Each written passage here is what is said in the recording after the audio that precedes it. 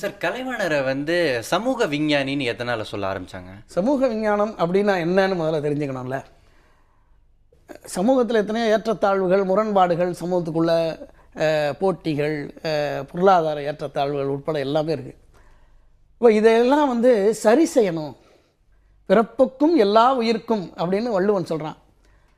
எல்லாம் பிறப்பால் சமம் அப்படின்னு சொல்கிறதுனா என்ன அர்த்தம்? எல்லாரும் சமமாக இல்லாத ஒரு சமூகமாக இருந்திருக்கு, இன்றைக்கி இருக்குது.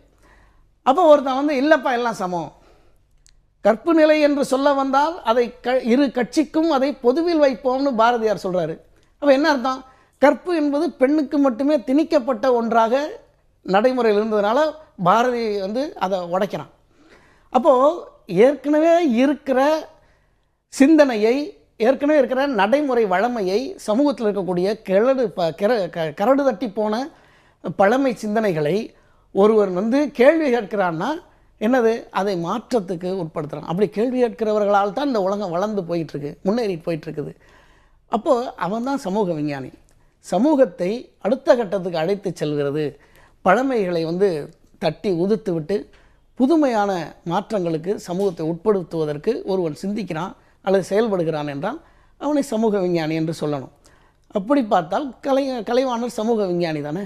அவருடைய கருத்துக்கள் எல்லாமே சமூக சீர்திருத்த கருத்துக்கள், பெண்களுக்கு அவர் ஒரு படத்தில் கூட பெண்ணை இழிவாக வச்சதே கிடையாது. ஒரு படத்தில் கூட ஊனத்தை ஒரு நகைச்சுவைக்காக, உடல் ஊனத்தை கேலியாக பேசி ஒரு நகைச்சுவை காட்சி அமைச்சதே கிடையாது.